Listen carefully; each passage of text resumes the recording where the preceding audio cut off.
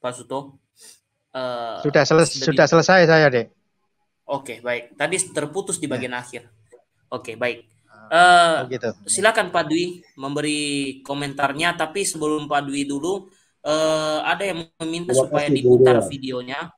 Ya, ada yang meminta supaya videonya diputar, tetapi tetap saya tidak akan memutar karena ini nanti bisa dilaporkan ke YouTube.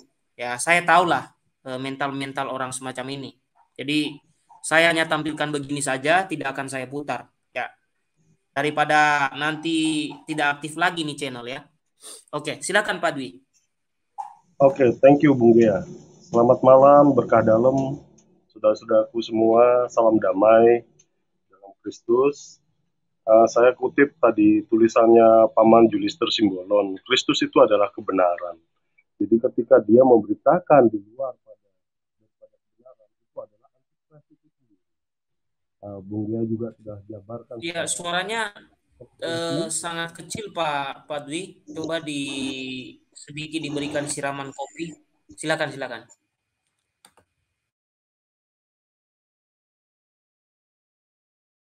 Halo Pak Dwi, suaranya hilang. Halo. Nah, Bung Dea. sudah bisa. Ya, sudah. Ya. Iya. Saya kutip dari tulisan Paman Julister Simbolon tadi ya, bahwasanya Kristus itu adalah kebenaran. Jadi yang menyebarkan daripada kebohongan-kebohongan apa yang telah diajarkan Kristus dan diwariskan kepada Bapak Gereja, ya, yaitu para rasul dan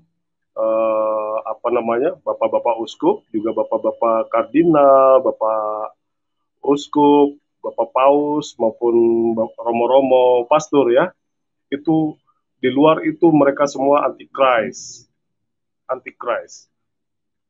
Itu adalah melawan daripada Kristus, kebenaran itu sendiri, seperti yang Paman Julister tadi sampaikan di Bung Gea ya. Jadi saya sedikit mau bisik-bisik nih Bung Gea, ya, mau bisik-bisik sama Bung Gea sama Pak Desuto ya. Seperti yang beberapa hari yang lalu saya bicara sama Pak Desuto, bahwasanya hal itu adalah satu hal yang cuannya sangat besar. Ya. Cuannya sangat besar. Bagaimana mengkondisikan agar itu bisa dapat satu merekayasa untuk cuannya itu berlipat-lipat gitu Bung Gea. Jadi cara satu-satunya ya dengan mencolek si cantik Katolik itu sendiri gitu, si cantik dan si ganteng Katolik itu sendiri. Jadi ya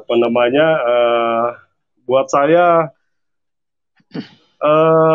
sekali lagi Bung Gea ya, buat saya itu saya harus selalu nyatakan itulah bentuk nyata isi kepala yang berupa kotoran, isi otak kepala mereka yang berupa kotoran. Mohon maaf saya kasar di sini, tapi memang itu nyata. Karena ketika Bapak Gereja memutuskan satu hal, ya, dan itu akan terikat.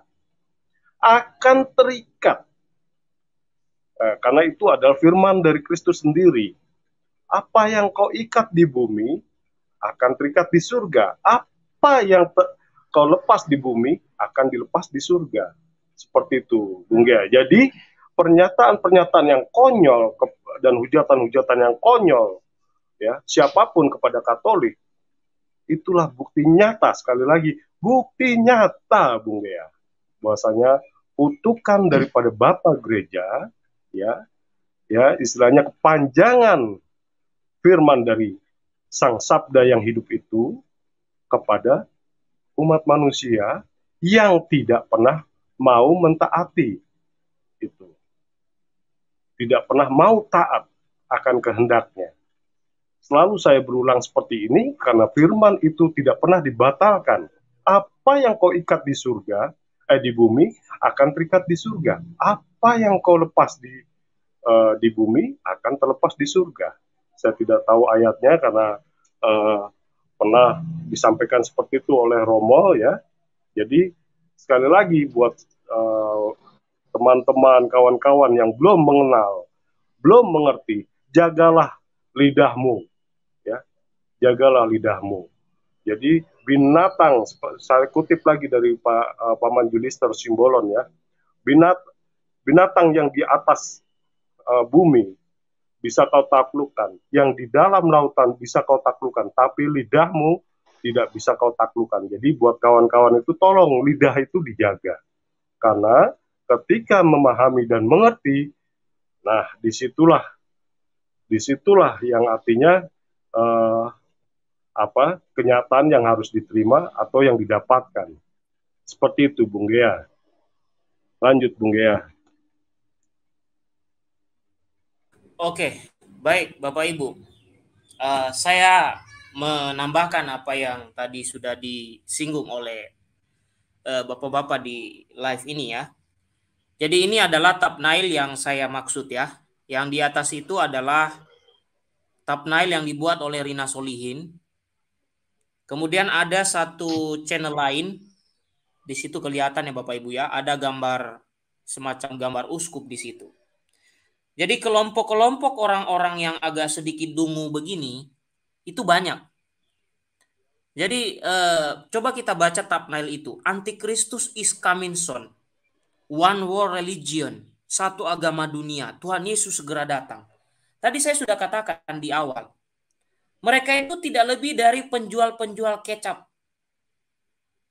Kecap tentang akhir zaman. Tapi coba Anda baca. Apa kata Yesus mengenai akhir zaman?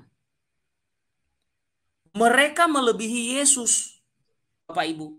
Mereka seolah-olah tahu kapan akhir zaman itu. Kapan terjadinya. Kan sudah banyak kejadian yang kemudian ditangkap oleh polisi Bapak Ibu. Karena kepercayaan diri mereka. Yang mengatakan bahwa tanggal sekian tahun sekian akan terjadi akhir zaman. Akhirnya ditangkap polisi. Ya. Jadi lucu ya. Tindakan yang mereka lakukan ini. Bukannya mereka sibuk untuk mengajarkan umatnya. Tapi singgung berbicara tentang sesuatu yang mereka tidak tahu. Dan Bapak Ibu, ketika saya buka channel ini tadi, saya bersyukur bahwa channel DGS langsung muncul di atasnya. Berarti paling tidak ada penyeimbang terhadap apa yang mereka lakukan ini. Ya. Ada penyeimbang yang memberikan tanggapan terhadap dua YouTube yang tertuju pada mata kita di situ. Jadi Bapak Ibu, ini adalah mentalitas penjual obat dan penjual kecap. Bukan berarti saya menjelekkan penjual kecapnya Bapak Ibu, tapi mereka ini model-modelnya adalah model-model yang tidak benar dalam cara menjual apa yang mereka imani. Ya. Karena apa? Dengan menjelekkan. Padahal mereka sama sekali tidak tahu. Dan di situ kan tulisannya Tuhan Yesus segera datang. Saya mau menunggu sampai tahun depan apakah omongan Rina Solihin ini terjadi atau tidak. Karena Bapak Ibu mohon maaf nih ya. Yesus dalam kitab suci sama sekali tidak bicara hari kapan kedatangannya. Hari akhir zaman itu kapan? Apa yang Yesus ingatkan pada kita Bapak Ibu? Berjaga-jaga dan berdoalah. Sebab kamu tidak tahu kapan waktunya. Itu saja yang kita pegang. Bukan seperti yang mereka lakukan. Ya. Bukan seperti yang mereka lakukan langsung memvonis bahwa sekian-sekian akan terjadi ini. Ini akan begini. Akan begini. Itulah yang saya katakan, bahkan mereka melebihi Tuhan Yesus Bapak Ibu. Lucu kan mereka itu? Melebihi Tuhan Yesus mereka itu. Kalau perlu mereka itu jadi Tuhan untuk kelompok mereka. Karena apa? Menubuatkan akhir zaman lah. Ternyata kenapa mereka menubuatkan itu Bapak Ibu? Karena kalau mereka menulis buku ya laris bukunya. Siapa yang mengonsumsi bukunya? Orang-orang yang sama-sama dungu juga. Ya. Menelan bulat-bulat hasil dari halusinasi. Lalu percaya. Kan sudah ada kejadian sekitar tahun 2000 itu Bapak Ibu. Yang di Surabaya atau di mana itu ya. Mudah-mudahan tidak terjadi dengan kelompoknya Rina Solihin. Ya. Jadi akhirnya kan ditangkap polisi Bapak Ibu waktu itu ya. Ada beberapa juga, bukan hanya terjadi di daerah Surabaya waktu itu ya.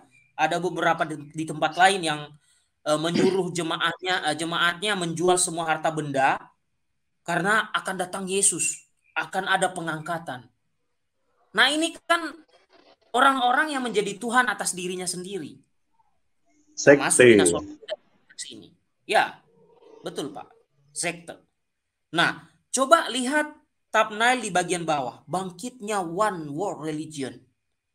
Ini dasarnya dari mana Bapak Ibu? Kitab suci tidak ada. Ini adalah konspirasi. Makanya saya katakan tadi, saya singgung juga, bukan hanya kelompoknya Rina Solihin. Ada kelompok sedevakantis juga yang mengambil dari konspirasi ini. Konspirasi itu adalah tulisan-tulisan yang dikarang-karang. Tulisan-tulisan yang cari sensasi. Bahasa modernnya adalah hoax. Tidak lebih dari, ya kalau saya bandingkan dengan Da Vinci Code, terlalu bangga nanti orang yang membahas tentang ini. Tapi kalau supaya saya memuji mereka, saya samakan aja lah. Anggaplah seperti Da Vinci Code menulis buku. Kenapa dia berbicara yang aneh-aneh supaya bukunya laris? Kenapa ada konspirasi atau tulisan-tulisan hoax semacam ini? Supaya kalau orang yang membuat karangan ini menulis buku, maka bukunya laku. Dan dengan demikian, dia bisa hidup dari uang dari buku itu. Meskipun buku itu penuh kebohongan. Aneh, Bapak Ibu ya. Mencari nafkah dengan cara yang tidak benar. Ya, dengan menjual mujizat-mujizat, nubuat-nubuat, dan menjual omongan-omongan yang karangan-karangan semacam itu.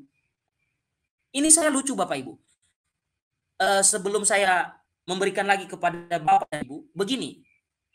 Sejak saya kecil Bapak Ibu, tentang tuduhan terhadap Paus itu sudah ada di mana-mana Bapak Ibu. Tuduhan Paus antikristus, gereja Katolik antikristus, itu sejak saya kecil juga saya sudah dengar. Jadi kebodohan yang sama itu mereka warisi. Mereka warisi kepada generasi mereka. Menyedihkan sekali memang cara-cara semacam itu.